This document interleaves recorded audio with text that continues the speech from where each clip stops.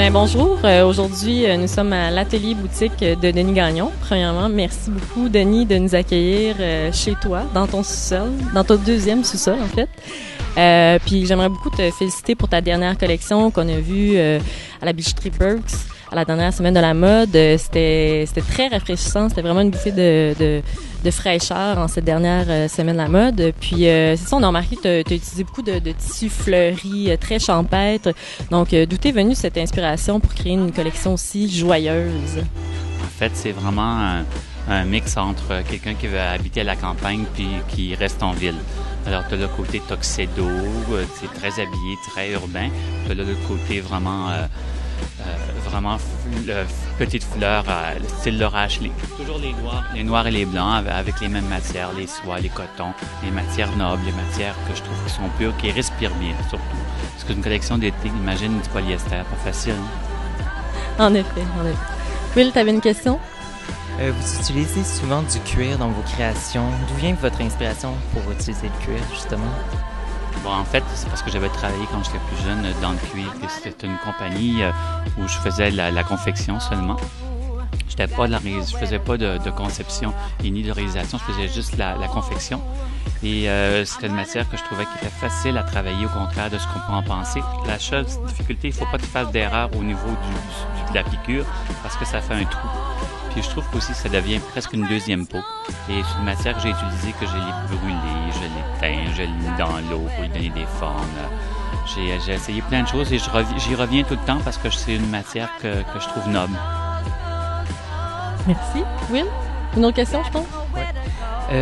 Suite à votre séjour au Maroc, quelles ont été vos inspirations que vous avez gardées pour la suite de votre carrière? En fait, au départ, quand je suis revenu du Maroc, j'ai fait une collection qui ressemblait à des djellabas et des gandara avec des babouches. Tu vois, j'avais même fait des babouches. Fait que j'étais vraiment influencé, mais naturellement, toute cette influence-là a passé très vite parce que, j'ai décidé de rester ici.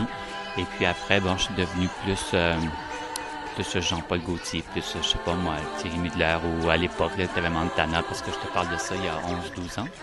Et moi, ça fait plus de 25 ans, 30 ans que je fais du vêtement. Parce que j'ai eu ma première ligne il y a 11 ans.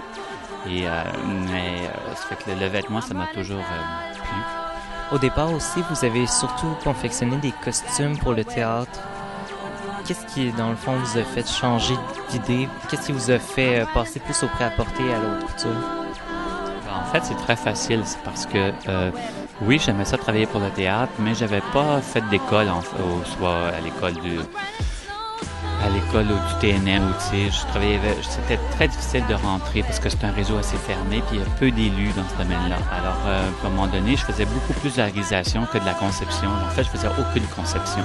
Puis j'étais frustré, j'avais envie de m'éclater, j'avais envie de faire des choses qui m'appartenaient puis de faire mes propres créations. Puis, alors, je trouvais que faire de la mode, c'était plus facile pour moi. Puis j'avais un ami qui était dans le milieu, qui m'a donné de la chance aussi de travailler avec lui, ça a ouvert des portes pour moi. Et c'est parce que aussi, ça me permet aussi de vraiment mieux m'exprimer et être plus heureux dans la vie. Merci. Puis à quoi peut-on s'attendre pour vous durant les 2 prochaines années, par exemple? Est-ce que vous avez des projets? Est-ce que vous voulez prendre l'expansion à l'extérieur du Canada? Avez-vous des idées là-dessus? Tous ces beaux projets-là, on est toujours ouvert à tout, mais c'est juste que tout ce qu'on veut, c'est de l'argent qui va suivre. Eh oui, il en faut.